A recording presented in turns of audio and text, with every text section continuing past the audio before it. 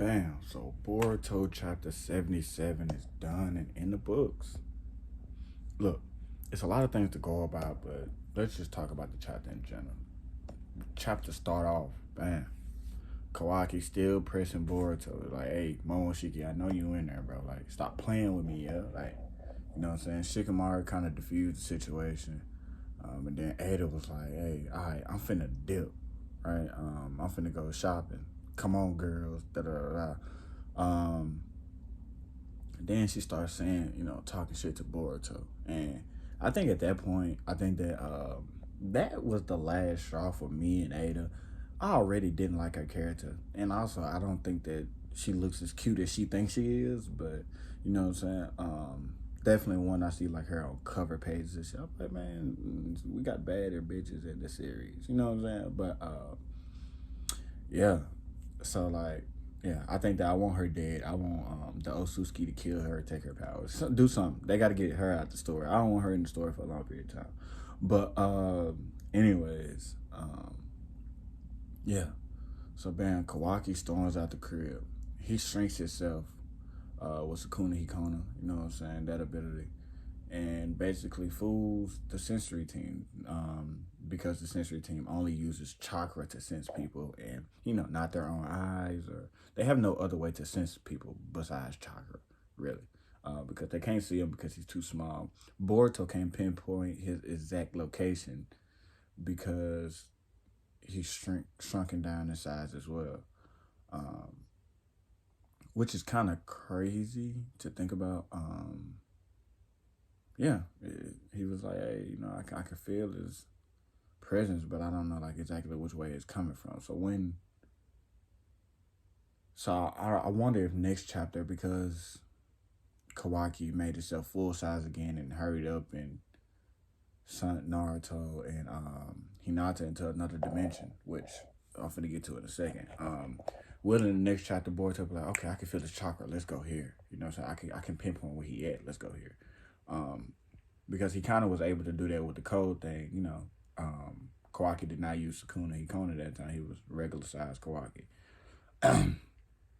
Yeah, so next thing you know, you see Shikamaru was talking to Ada, and Ada was telling him, like, yeah, basically giving a rundown of what's going on with Code or whatever. It's like, yeah, Code got like 1,000 of these 10-tail army soldiers, and he called them the Claw Grimes.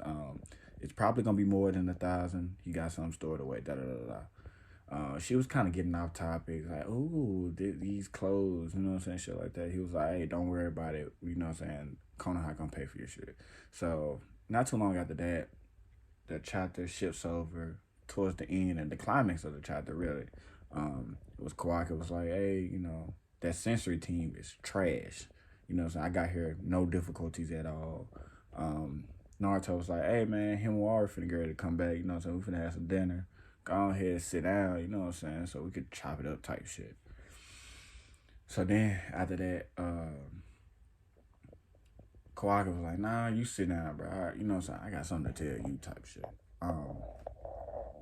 So Kawaki was like, I'm truly thankful for you, dog. You showed me a part of myself that I didn't even know existed. Naruto was like, chill out. It's kind of getting creepy, you know what I'm saying, like, type shit. So he was like, you was already perfectly fine when I got you, which is not true at all. That nigga was not perfectly fine. He was a broken child. You literally had to turn on KCM to chase this nigga because bro was terrified. Terrified of Jigen, you know what I'm saying? He was going through some things. But anyways, yeah, so he was like, these Osuskis running the mug, nobody's saved, da da da da. And Naruto was like, yo, this is, this ninjas is made to, you know what I'm saying, bring down these Osuskis and stuff. And then Kawaki was like, nah, y'all just really just the first people to die for real. And he not lying, because if it ain't Prime Naruto, and Sasuke, nobody else. If you take Naruto and Sasuke out of that world, nobody else is dealing with no other Osuskis on this earth at all, right? So the Osuskis wouldn't be dealt with. So it's really all been on Naruto and Sasuke's shoulders for a very, very long time. So Then Kawaki brings up, he was like, "Yo, kind of know, how I felt when like I found out that Boruto was alive. Like I felt kind of guilty, like like I didn't, so I ain't help my brother. You know what I'm saying, like type shit. So he was like, but this time I'm gonna make sure I make sure I finish that job. You know what I'm saying. So he now to come through, smacking straight out the, out the rip like that. I don't know if the sound messed up or not, but we're gonna keep it going because I smacked my own AirPod out my ear. But yeah, she smacked them. He ate that shit because it's like, at this point, it's kind of like his mama's type shit. But I think that his infatuation is more with Naruto than Hinata. But anyways, she was like, "You're crazy," saying, "Stop, da da da da." And he was like, "Man, you got to be crazy to kill your brother, anyways." And I wonder,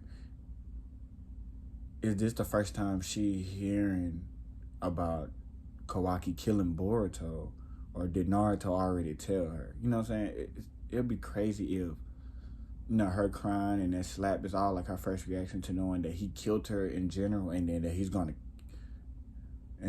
kill him again. You know what I'm saying? Like that's pretty crazy to me.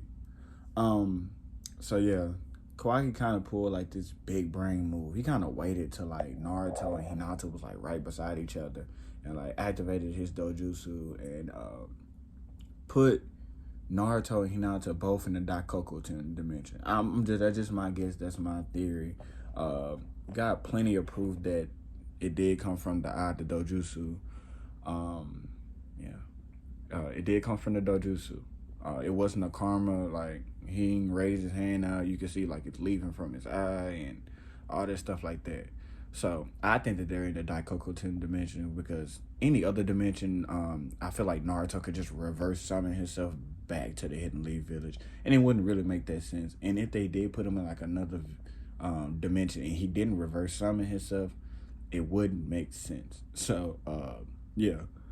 I think that he put him in the Daikoku dimension, where time doesn't move. So, do he stay in there all the way to the other end of the time skip? We don't know.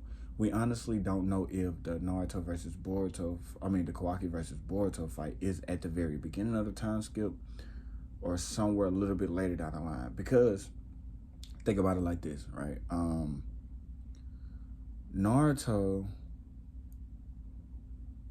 It took a little minute. It took maybe like, I don't know, maybe like 30 episodes from the little flash forward scene that you got at the beginning of Shippuden until they seen Sasuke.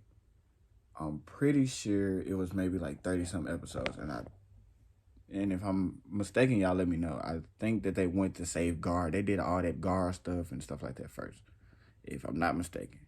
So, in my opinion, I just think that stuff is going to happen. More stuff is going to happen like after the time skip, before we get to Boruto versus Kawaki. I think that yeah, we might get some flashback scenes of what was done and things like that. But let me know what y'all think about this chapter. I rate this chapter probably a 9.5 out of 10. I think that it was a very goated chapter. Probably a 10 out of 10. I think that Ada just makes it not a 10 out of 10 though. But like, comment, subscribe if you're new, share with all your friends. That's the only way we get big as a family. I'm King K, and I'm out, y'all. Peace.